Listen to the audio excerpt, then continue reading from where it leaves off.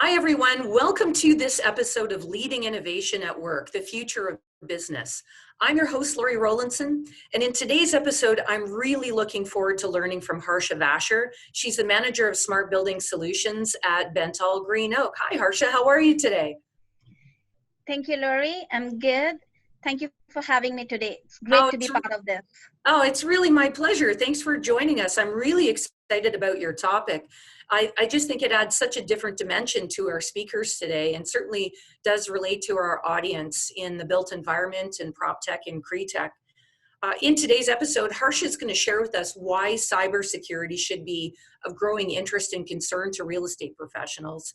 And a lot of organizations are relying on technology in the Internet of Things, like property managers and corporate real estate professionals need technology to get to the next level of value in experience and savings.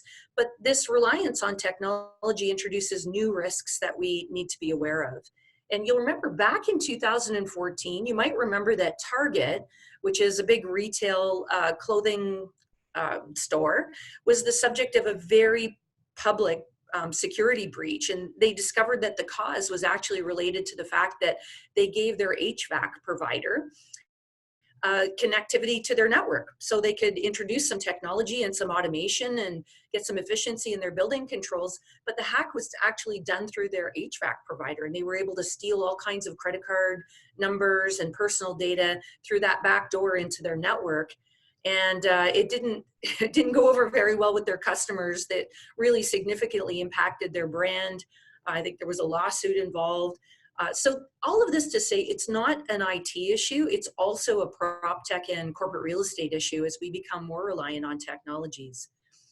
So just before we dive into your presentation today, Harsha, I'd love to hear a little bit more about your background and your journey and your career path. I'd love to hear a little bit more about your current role, but I'd love to hear about why you're so passionate about cybersecurity and how you got to where you are. Thank you, Lori. So my career is very diversified.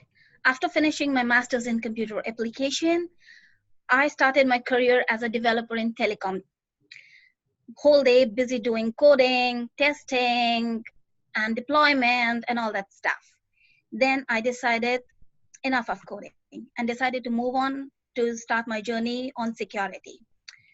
Then I landed in a company where I started to work on security with smart cards, security dongles, and then moved on to IoT, that is Internet of Things. Mm-hmm. I actually moved into research and development where I used to work on niche technologies and started working on devising solutions in IoT.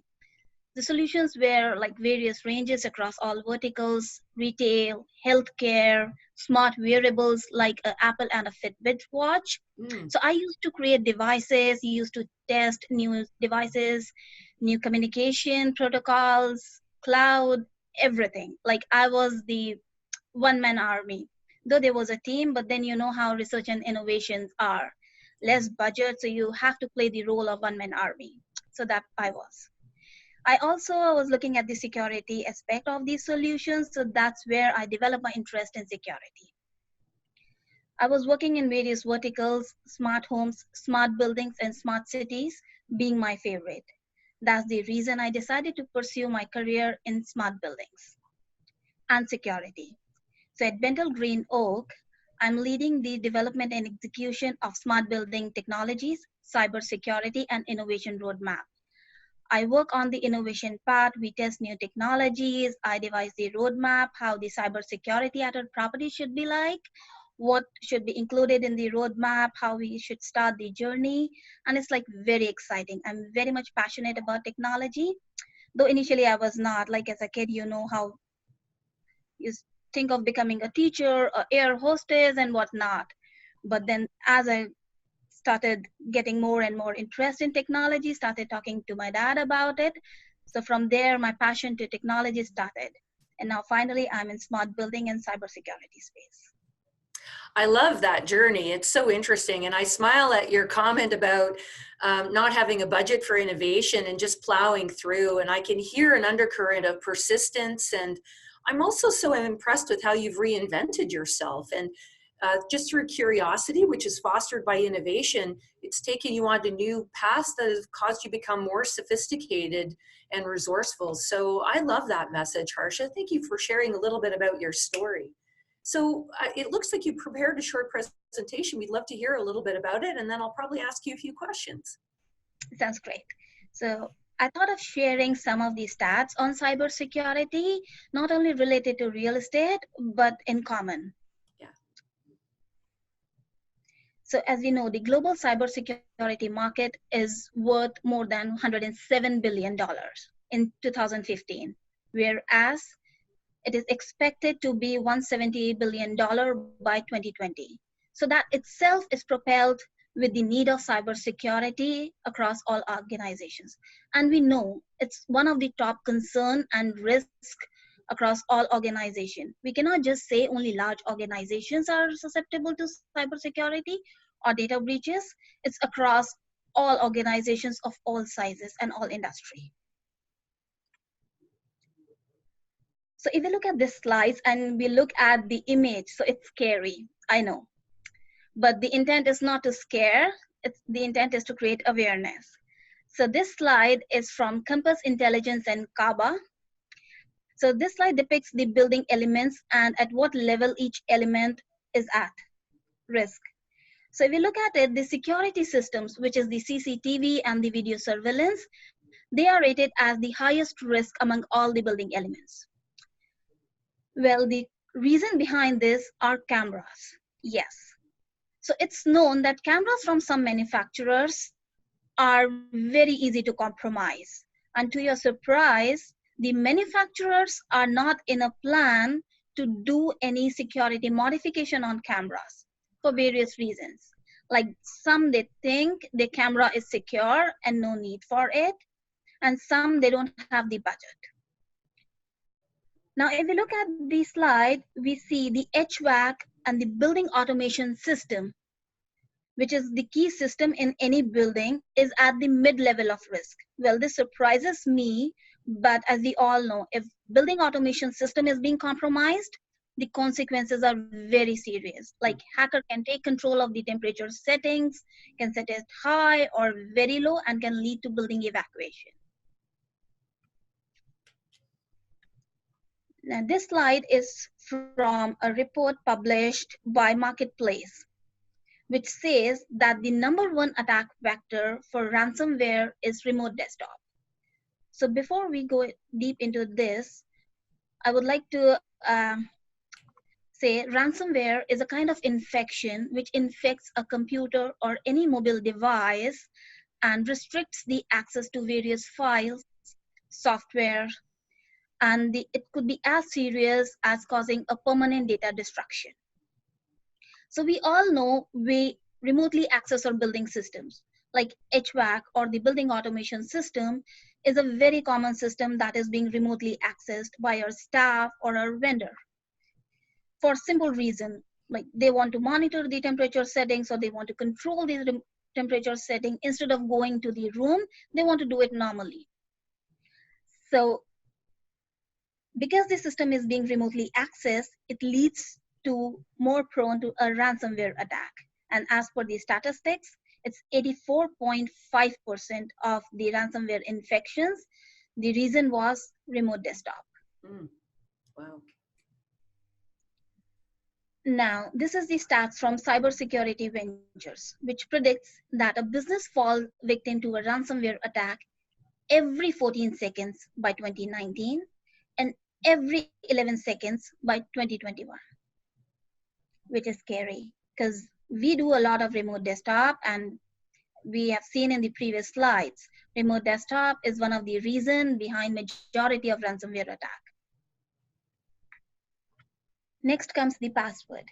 We all know the importance of password in our life. Like we all keep passwords for our bank accounts, our LinkedIn accounts, Facebook accounts, and also for accessing our building systems.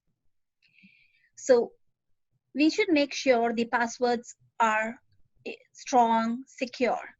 So not only we should keep password, but it should be a combination of something we know and something we have, like entering a password and then getting an alert on a mobile device, which says that tap it or enter this code to access the building system. Sadly, password breaches are predicted to be on a daily occurrence by 2020.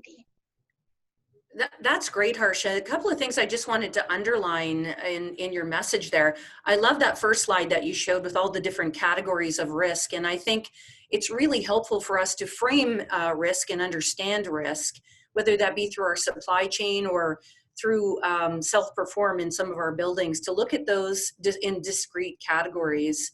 I thought your comment on temperature is interesting. And a lot of people think that so what, you're hacking the temperature, so you're just going to make the occupants uncomfortable. But for locations like data centers that are required to have cooling to keep the equipment operational, and of course data centers have a huge amount of dependency for revenue generating activity, to have a data center go down is a catastrophe. So something as simple as a temperature adjustment could create a cascade of critical failures with too much draw and dependency on the infrastructure of the building. It could have, seriously impact the equipment or the technology. I loved your just simple suggestions around passwords, something and have versus the name of your dog and 1, 2, 3, it's being more sophisticated with it and using, capitals and something that's numeric, but do it in something that is not abstract, something that means something to you. And another aha that I heard from you was around the cameras. That's fascinating to me because one of the things I'm researching for my book right now, and I'm studying a lot about artificial intelligence. And a lot of the inputs for artificial intelligence come from video input. And looking at what's happening in China right now, it's incredible what you can do with artificial intelligence and video recognition. So again, it's not like, they're watching you go get a coffee or something like that. They can really gain a lot of intelligence. Who are these people, Harsha? Like, why don't they use their genius for good and not for evil? Like, what do you think they're trying to accomplish by doing this? So there are various reasons behind, like the threat vector is various, like ranges from nation states, hackers, and for the simple purpose. Like nation states, we all have heard of this term. They are the organization that do organized crime for the simple purpose of getting hold of the sensitive information to leak to other states, other countries, or to other organizations. And then there are hackers who do hacking of these systems for two reasons. First, to do a brand reputational damage. Second, to get hold of sensitive data. Then there is another threat vector that comes from insider. Yes, it's a little bit scary, but like our current employees or former employees or vendors who have access to our system, they are the insiders that pose the greatest threat. Some of it is malicious and some of it is unintentional. Unintentional, like a building technician not knowing what activity it could lead to, is doing something and then lead to a compromise. Like a building technician is accessing the personal account on a system and accidentally download a ransomware or a virus, which causes a malfunctioning on the system. So these are some of the unintentional things. And then intentional is like a disgruntled employee, not happy with the supervisor, not happy with the organization for various reasons, performance, this and that, can cause a serious damage because these are inside the organization. They have access to our critical system and data. I see. Do you get much exposure to what's happening globally? Do you see, is there a difference in how different countries are approaching cybersecurity? A lot of our speakers are from different parts of the world and the audiences as well. Do you see it different in North America versus in Asia versus in Europe or Australia? What's your thoughts? Well, when it comes to technology, the technology remains the same irrespective of nation. So same goes with cybersecurity.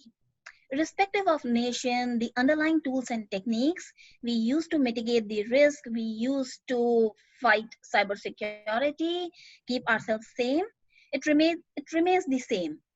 But yes, every nation has their own set of policies, they define their own rules, they have their own budgets to spend on these measures, but the underlying thing, it remains the same. But yes, when it comes to data standards, some of the nations have their own data standards. Like we have heard of GDPR in Europe. So that's the standard Europe has defined to protect EU citizens from data privacy and data breaches. I guess my underlying question to my previous question is, one of the things I'm so interested in is the discussion between innovation and risk.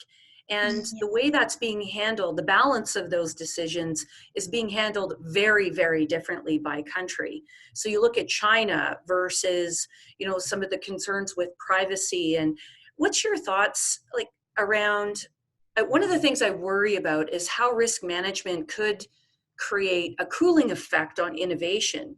And although it's important, how do you see those things working together in creative tension? Like, how do you get the right balance of protecting yourself versus progress? And, they almost seem to work in opposition. But what are your thoughts? Can they work together? Yes, innovation is something I'm passionate about. Coming from a research and development background, this is something I love to do. And as part of my current role, I'm also leading the innovation roadmap at Bendel Green Oak. So at Bendel Green Oak, continuous focus on is to do innovation on new and upcoming smart building technologies. We not only invest in leading technologies, but some of the bleeding technologies, just to understand what works and what doesn't. So as you said, yes, it's very important to maintain the right balance between innovation and security.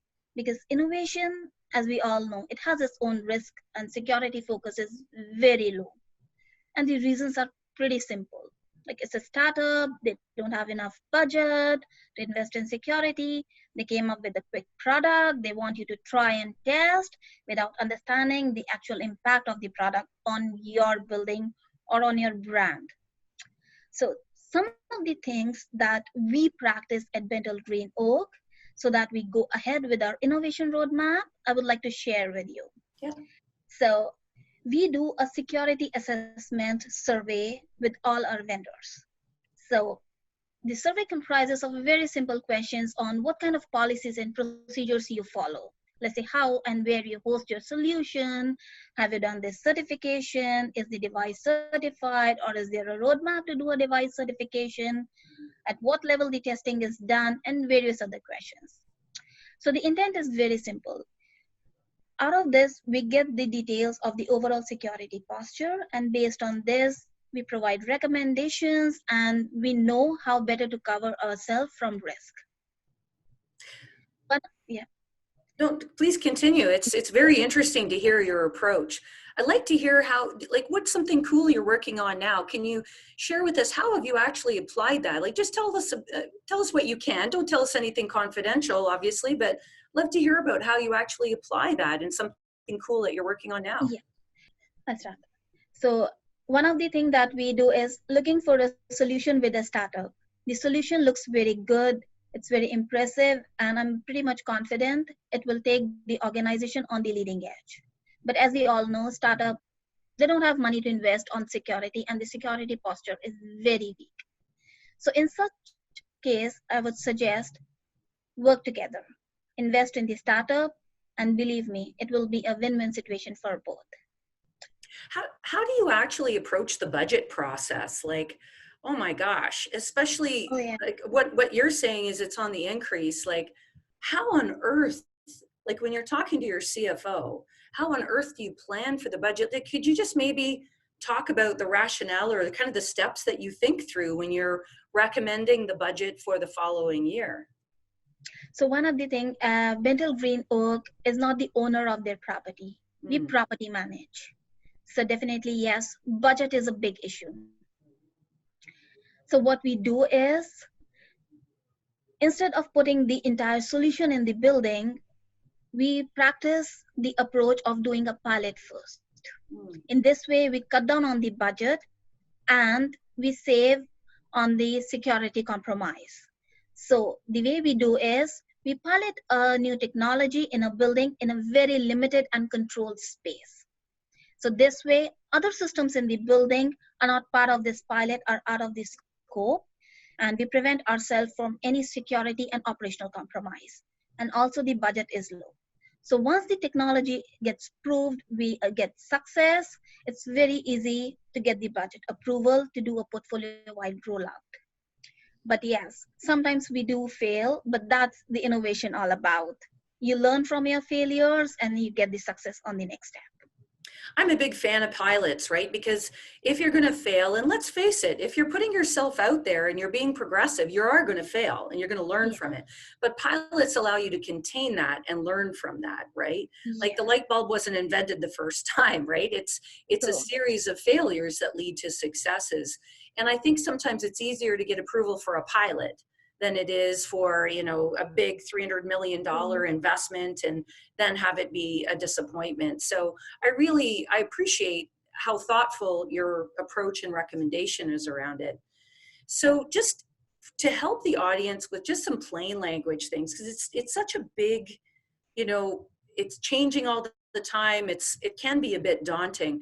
If you had to give our audience maybe 3 to 5 suggestions on what they need to do as next steps or what they need to be aware of, like what's that one big thing that they need to make sure that they walk away with, and maybe a couple of little bonus things. okay, I would start with top 4 key ingredients. So the first and the important is asset inventory. It's really important to know what is there in our building. To your surprise, many of the property managers and operations manager, they don't have the list what is there in the building. So it's really important to create a list, what devices we have, what software version we have, what kind of devices and mechanisms are in place, network tools and equipments are in place. So once we have the list, we know what is there, it's very easy to identify the risk. So I would say start with creating the list of inventory. Second, people. So we have people ranging from property managers, the entire operations team, our vendors. So it's really important to educate our team. So I would say devise a plan to train the team. As we all know, a well-trained staff is a first line of defense. Create security awareness by simple things like publish a monthly or a quarterly newsletters, pick small topics, ransomware, antivirus, phishing email, just to educate the staff. Like if you get an email, you have $100 deposited in your account. Do not click on that mail, delete, and inform your IT security team. So such simple tools and tricks will help educate the staff. Next comes policies and procedures. I would say start developing the process, because this is one of the area which is very much process driven. Process on the operation side, no process on the security side. So we should follow the same process driven approach on the security side. Start creating simple process like a maintenance process, which defines the steps to perform regular system maintenance and update. Like a staff should regularly maintain the system, should regularly update the system to make sure we have latest software, we have antivirus programs, everything up to date. Because from a security point of view, it is really important to keep the system up to date. So create a process so that everybody follows that. Next comes an incident response plan. As we all know, we all are prone to cyber attack. What steps to take if there is an attack? So for that, we need an incident response plan. Create a plan, define an organized approach, share it with your staff that these are the steps you need to take if being attacked by a hacker or by a ransomware. Last but not the least, technical specifications. And this is my favorite. We should always make sure we install devices and software of industry standard. If you have to go with a certification or a device testing, don't hesitate. Just go with the device testing. Tell your vendor you need a certified device because a certified device of industry standard ensures security. And take simple steps like do not share your passwords with anyone. You do not use general accounts like admin, sysadmin. Use a name account like Harsha Watcher. It's a named account. I'm only authorized to use this account. So use named account to access your building systems. Maintain logs. Regularly audit your logs to see any suspicious activity. So with these small steps on the technical side will prevent from any cyber incidents.